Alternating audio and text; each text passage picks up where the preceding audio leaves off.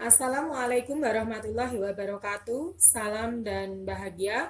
Pada kesempatan kali ini saya ingin memaparkan tentang ragam tulis ilmiah dan ragam tulis non-ilmiah.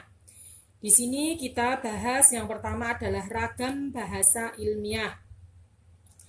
Kalimat ilmiah adalah tulisan yang disusun secara sistematis dan logis. Itu kalimat ilmiah. Jadi harus segala sesuatunya tulisan yang harus secara sistematis dan logis. Logis itu dapat mengerti seperti itu. Bahasa tulis ilmiah merupakan perpaduan ragam bahasa tulis dan ragam bahasa ilmiah dalam kehidupan sosial dan sehari-hari masyarakat Indonesia, baik secara lisan maupun tulisan.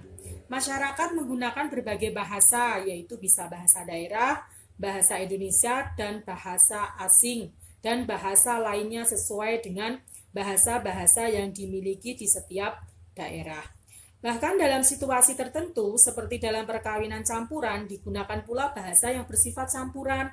Misalnya, orang Jawa dengan orang Minang, tentu saja akan menggunakan bahasa campuran Jawa dan Minang.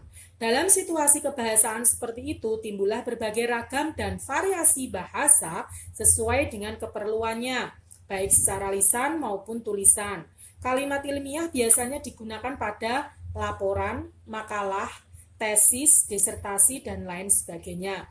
Yang namanya ragam bahasa ilmiah itu ya, tadi udah saya sampaikan bahwasanya memang sesuatu hal yang sesuai dengan sesuai dengan tulisan. Misalnya pada laporan itu kan kita akan menggunakan bahasa yang resmi, yang baku. Makalah pun juga sama, tesis pun juga sama, disertasi pun juga sama.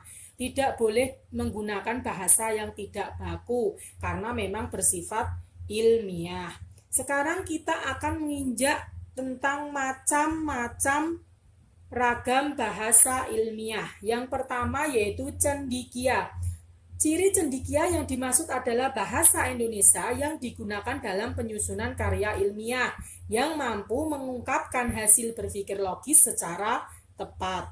Hal itu diwujudkan dalam penyusunan atau perorganisasian bahasa secara sistematis yang artinya teratur dan runtut sehingga menunjukkan kelogisan berpikir seseorang atau penulis. Itu cendekia. Lalu lugas dan logis. Ciri lugas yang dimaksud adalah bahasa Indonesia yang digunakan dalam penulisan karya ilmiah yang harus bermakna harafiah dan tidak bermakna ganda. Sedangkan ciri logis adalah bahasa Indonesia yang digunakan dalam penulisan karya ilmiah sesuai dengan logika atau dapat diterima oleh akal sehat. Hal ini bisa membantu penulis dalam mengungkapkan pola pikir atau gagasannya, serta membantu pembaca dalam memahami gagasan atau pola pikir penulis. Seperti itu. Kemudian harus jelas. Ciri jelas yang dimaksud adalah bahasa Indonesia yang digunakan dalam penulisan karya ilmiah harus jelas struktur kalimat dan maknanya. Hal ini sangat membantu penulis dalam memaparkan gagasan atau pola pikir dan mempermudah pembaca untuk memahami makna yang dimaksudkan. Kalau misalkan kita menulis sebuah karya tulis atau karya ilmiah seperti proposal, makalah, disertasi, dan lain sebagainya tidak jelas, nanti para pembaca atau yang akan membacanya itu bingung apa yang dimaksud dengan itu. Harus jelas seperti itu. Yang selanjutnya harus padat dan ringkas. Padat yang dimaksud adalah gagasan atau pola pikir yang diungkapkan tidak tercampur unsur-unsur lain yang tidak ada hubungannya atau tidak diperlukan. Harus padat, jadi tidak perlu menggunakan bahasa yang bertele-tele, harus menggunakan bahasa yang bahasa yang bagus. Kalau misalkan menulis kalimat juga harus kalimat yang efektif, tidak terlalu bertele-tele. Langsung ke pokok pikiran saja. Ciri ringkas yang dimaksud adalah bahasa Indonesia yang digunakan dalam penulisan karya ilmiah harus singkat, tidak menggunakan kata-kata yang tidak diperlukan atau kata-kata yang berlebihan atau mubazir. Dengan demikian, penulisan karya tulis ilmiah menunjukkan bahwa gagasan atau pola pikir yang padat dan tertuang dalam kalimat yang ringkas. Selanjutnya, harus formal dan objektif. Formal yang dimaksud mengacu pada pandangan bahwa komunikasi ilmiah melalui tulisan ilmiah merupakan komunikasi formal atau resmi, sehingga bahasa Indonesia yang digunakan harus bahasa Indonesia formal, yang artinya bahasa Indonesia yang digunakan harus bahasa yang berlaku dalam situasi formal atau resmi pada struktur bahasa yang mencakup seluruh tataran struktur kebahasaannya. Jadi formal itu ya harus menggunakan bahasa yang formal seperti ya bahasa Indonesia yang baik dan benar sesuai dengan pedoman ejaan bahasa Indonesia. Yang terdahulu itu EYD, sekarang menjadi pedoman umum ejaan bahasa Indonesia. Penggunaan bahasa seperti itulah yang menunjukkan ciri objektif, yaitu dapat diukur kebenarannya secara terbuka oleh umum.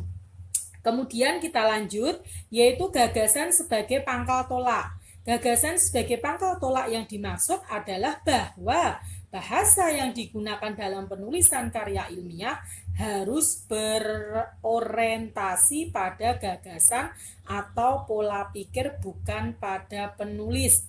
Gagasan sebagai pangkal tolak terkait dengan objektivitas penulis. Artinya, penggunaan bahasa tersebut secara dominan harus bertolak pada objek yang dibicarakan dan bukan pada penulis secara pribadi.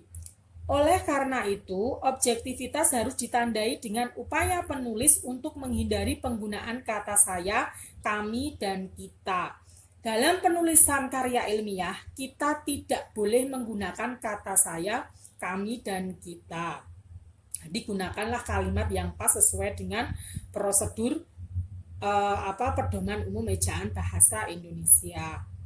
Penggunaan istilah teknis yang selanjutnya, yaitu ciri penggunaan istilah teknis yang dimaksud adalah bahasa Indonesia yang digunakan dalam penulisan karya ilmiah harus berfungsi sebagai wacana teknis, yang artinya apa? Sesuai dengan bidang keilmuan yang dilengkapi dengan peristilahan teknis yang meliputi penulisan angka, lambang, dan istilah sesuai dengan bidang ilmu. Seperti itu.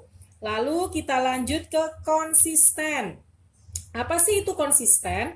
Ciri konsisten yang dimaksud adalah bahasa Indonesia yang digunakan dalam penulisan karya ilmiah mulai dari tataran terkecil sampai tataran terbesar dan terluas. Maksudnya keseluruhan struktur bahasa harus ajeg, jadi harus stabil, harus konsisten. Arti ajeg adalah taat asas dan selalu menggunakan bentuk-bentuk atau unsur-unsur tersebut dari awal tulisan sampai akhir tulisan. Itu macam-macam ragam ilmiah. Ada 1, 2, 3, 4, 5, 6, 7, 8. Jadi kalau misalkan kita membuat sebuah karya ilmiah atau ragam ilmiah, itu harus memenuhi kriteria 8 tersebut.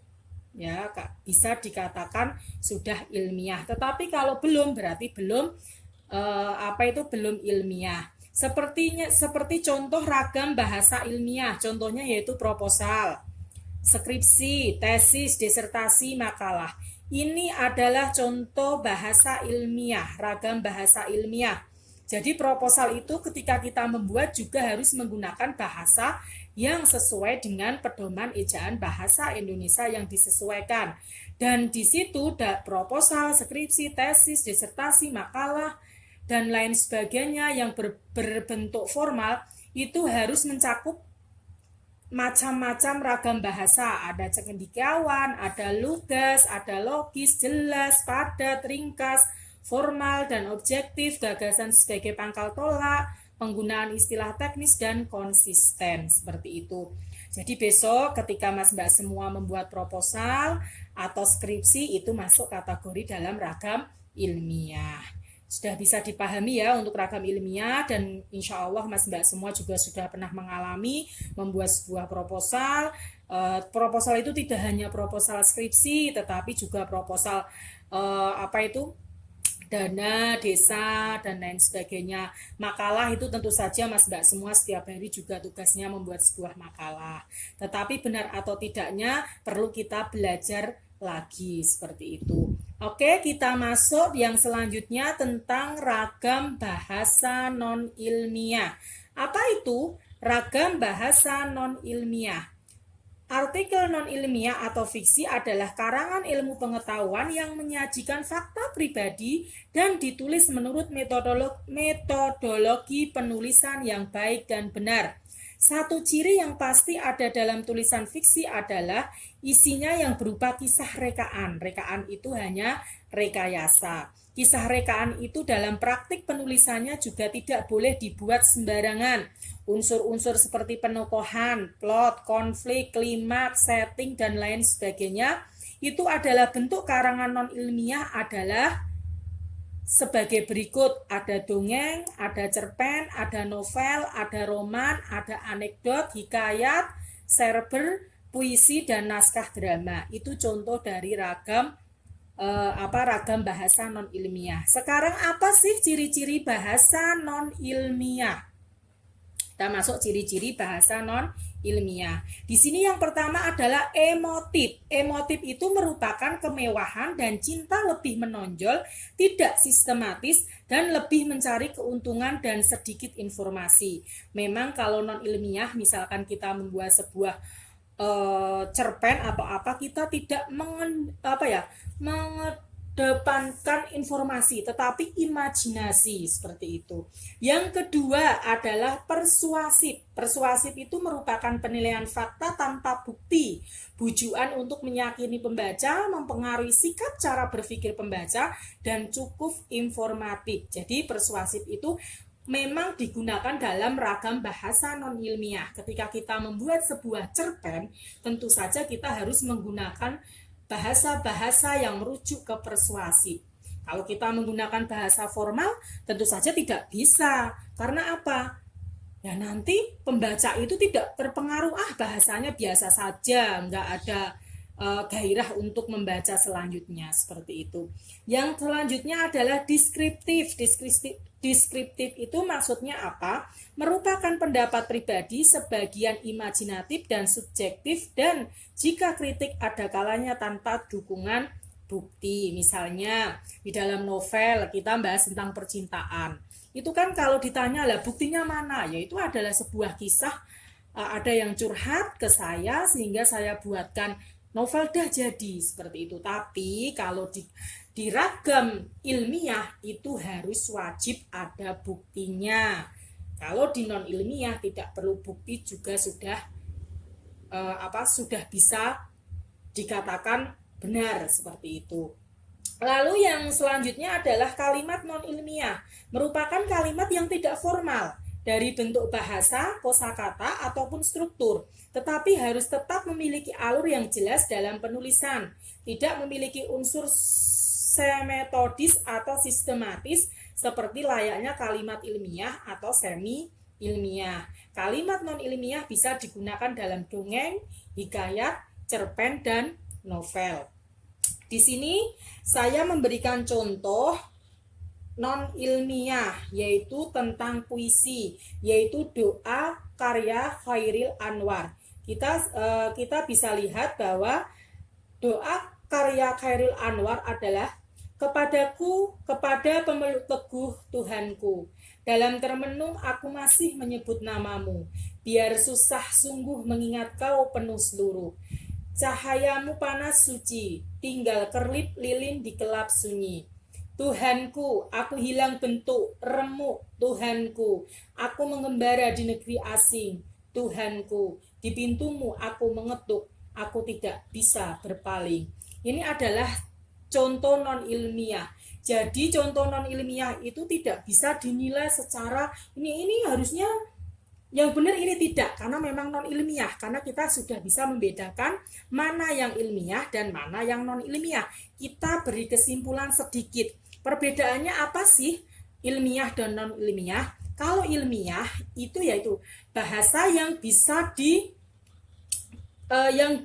ditarik pertanggungjawabannya. Maksudnya gimana?